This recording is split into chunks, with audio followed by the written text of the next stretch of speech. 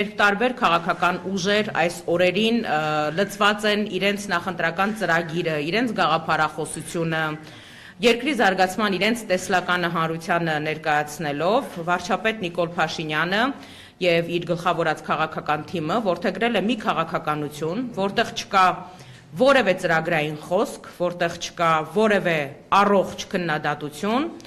որտեղ կա բացառապես անընդունելի լեքսիկոն ու բառամթերք, անհավասարակշիռ պահվածք, քննադատություն,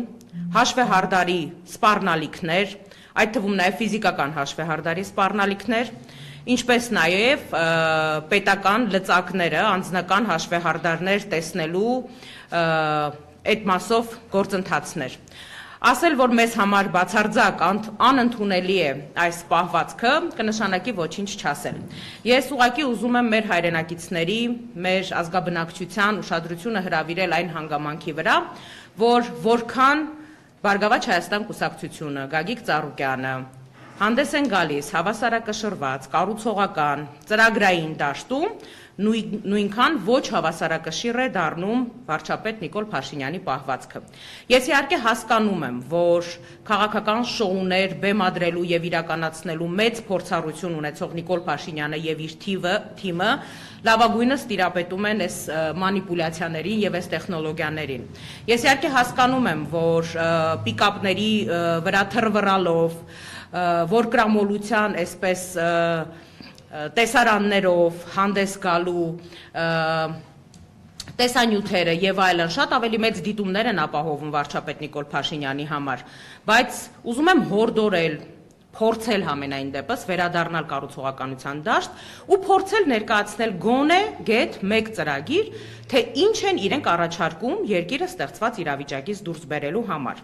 Այսօր վաղ առավոտից մենք ականատես ենք լինում, թե ինչպես է Նիկոլ Փաշինյանը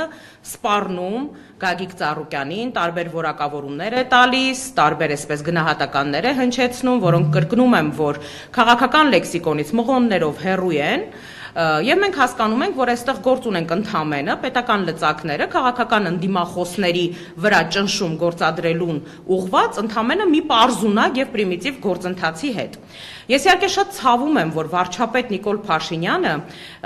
իջել է այն մակարդակին, որ իր ելույթներում հղում է անում անհայտ ծագում ունեցող ինչ-որ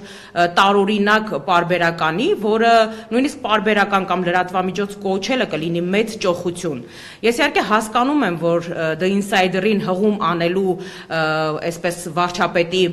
գործելավոճը ինչ նպատակ է հետապնդում։ Մենք շատ լավ համենայն դեպս գոնե թե այն մարդիկ, ովքեր նվազագույն առնչություն ունեն լրատվամիջոցների հետ աշխատանքի հետ, շատ լավ հասկանում ենք, թե նման հրապարակումները ինչպես են պատվիրվում, ինչպես են իրականություն դառնում, որպեսզի հետո հնարավորություն լինի նրանց հղում կատարելը։ Հիմա կուզեք զուտ մարզական հետաքրքրության համար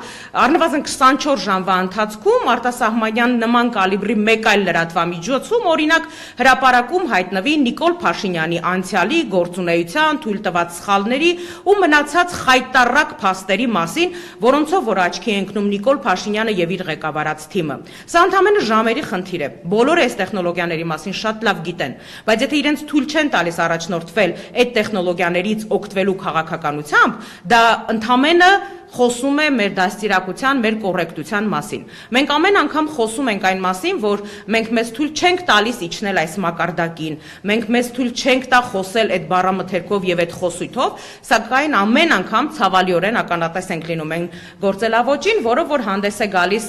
վարչապետ Նիկոլ Փաշինյանը։ Ես այսօր լրահոսն էի թերթում եւ տարբեր քաղաքական ուժերի, այդ թվում նաեւ Բարգավաճ Հայաստանի Գագիկ Ծառուկյանի քարոզարշավի մասնակցության վերնագրերն էի նայում, որ այս քաղաքական ուժը հանդիպում է ունենում այս համայնքում, այս մարզում ներկայացնում է այս կամ այն ծրագրային կետը եւ Նիկոլ Փաշինյանի քարոզարշավի այսպես լուսաբանման վերնագրերն էի նայում եւ պարզապես որպես նաեւ նախկին լրագրող իմ մոտ հետաքրքիր հարց է առաջանում։ Իհարկե, երբ վերնագիրը լինում է Նիկոլ Փաշինյանը խաշլամա է ուտում, Նիկոլ Փաշինյանը ցածկեց պիկապի վրա, Նիկոլ Փաշինյանը գորգորած այսինչի վրա, կարծում եմ, որ այստեղ համեմատականներն անցկացնելը առնվազն այսպես շատ պարզ տրամաբանության շարքից են։ Ինչ վերաբերվում է կոնկրետ Գագիկ Ծառուկյանի անձի հետ կապված Նիկոլ Փաշինյանի շեշտադրումներին, Ում մասին է, ինչի մասին է խոսում Նիկոլ Փաշինյանը, երբ Գագիկ Ծառուկյանին մեղադրում է լրտեսության մեջ։ Ում քաղաքական թիմի անդամներն են պարբերաբար լրտես լինելու մեջ մեղադրվել ու դրա հետ կապված փաստեր են ներկայացվել։ Նիկոլ Փաշինյանի քաղաքական թիմի անդամներից մի քանիսը վերջին ժամերի ընթացքում, այսպես համապատասխան SMS-ով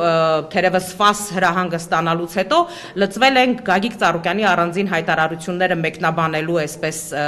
գործընթացին։ Նախ տղաներ եւ աղջիկներ, հորդորում եմ բոլորիդ կոլեկտիվ մեկ անգամ, այսպես թիմով, այնտեղ կան կոնկրետ անձինք, որոնցից մի քանիսը դեռ հանդես չեն եկել հայտարարությամբ, վստահաբար առաջիկա ժամերին հանդես կգան, բայց քանի որ մշտապես նույն սազանդարներն են ԿՊ-ից, այսպես արձագանքում կոնկրետ ընդդիմադիրների հայտարարություններին, ուզում եմ կոչ անել բոլոր այդ սազանդարներին, որպեսզի ավելորդ ժամանակը ոչ ձեր, ոչ էլ մերը վատեք, քանի որ ասելիքը հիմնականում նույնն է, անձնական բնույթի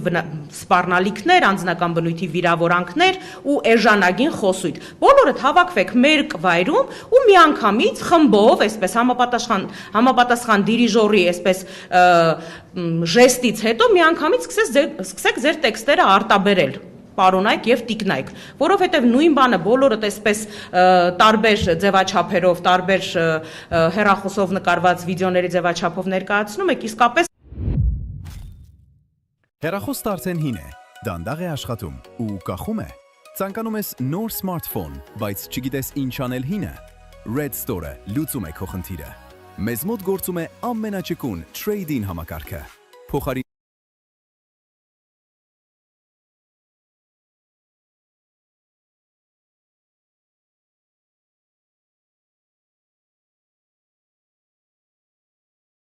մուտ ենք լինելու եւ իմ գործընկերները եւս այդ հարցին կանդրադառնան, պարզապես իսկապես ցավալի է, որ մեր երկրում արկա հանցագործության բարձր ցուցանիշը, սարսափելի մեծ թմրամիջոցների շրջանառությունը, բոլոր այս տեսակի վտանգավոր ու արատավոր գործընթացներին հետամուտ լինելու, մեղավորներին գտնելու, պատժելու, բացահայտելու փոխարեն մեր երկրի իրավապահ համակարգը լծված է մեկ անձի այսպես ցուցումով, պատվերով համերգի տրամաբանության շրջանակներում իր գործընթացները կազմակերպելու այսպես գործելավոճն է որդեգրել։ Դրա համար շատ ցավում եմ։ Եվ հաշվի առնելով, որ վերջին ամիսներին, օրերին Նիկոլ Փաշինյանի մոտ այսպես անհագուրդ մոլուցք է առաջացել տարբեր տեսակի ձեռնարկությունների պետականացման, սեփականաշնորհման, այսպես աղքատներին, ծերերին հանձնելու, այսպես անհաղթահարելի ու բուռն ցանկություն է առաջացել բնականաբար հետաքրքիր զուգադիպությամբ հատկապես նախընտրական շրջանում։ Ես լրջագույն կասկածներ ու վախեր ունեմ, որ շատ շուտով նաև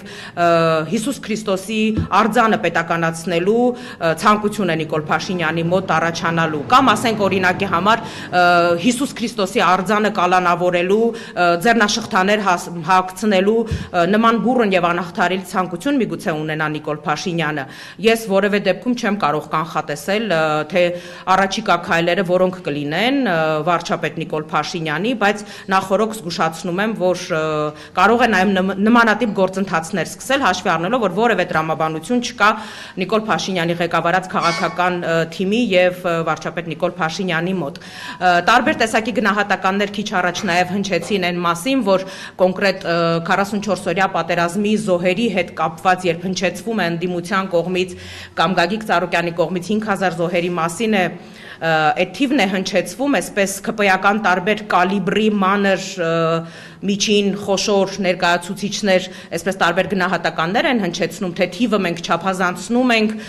եւ մենք այսպես արհեստականորեն ենք այդ թիվը չափազանցնում։ Հարգելի ԿՊ-ականներ, դուք միակն էիք ձեր վարչապետի գլխավորությամբ, որ 44-օրյա պատերազմի զոհերի մասին խոսելիս խոսում էիք պլյուս մինուս 50-100 հոգի։ Դուք միակն էիք, որ զոհերը ձեր համար ընդամենը քանակ էին, որոնց չափում էիք պլյուսով կամ մինուսով։ Մենք երբևէ այդ գործելավոճով հանդես չենք եկել, մեր համար մշտապես կարևոր է եղել ցանկացած մեր զոհի կյանք, մենք երբևէ, սա այն թեման չի, որի շրջանակներում կարողանան այսպես մարդիկ ինչ-որ արհեստականություն մտցնել։ Կրկնում եմ, դուք միակն եք եղել, ձեր քաղաքական թիմը, ձեր առաջնորդ Նիկոլ Փաշինյանի գլխավորությամբ, որ զոհերի մասին ազգային ժողովի ամբիոնից խոսել եք պլյուս մինուսով, պլյուս մինուս 50 զոհ, պլյուս մինուս 100 զոհ։ Մենք երբեք դա չենք արել եւ չենք էլ անելու։ Իմ ասելիքը թերևս այս պահին այսքանն էր, սիրով ուզում եմ խոսքը փոխանցել իմ գործընկերներից արտակարգ եւ լիազոր դեսպան Արա Այվազյանին եւ այնուհետ հաջորդաբար մեր բոլոր գործընկերները կանդրադառնան այս օրերին տիրող իրավիճակին եւ գնահատականներ կհնչեցնեն քաղաքական, իրավական, բարոյական բոլոր ասպեկտներին։ Համեցեք, պարոն Այվազյան։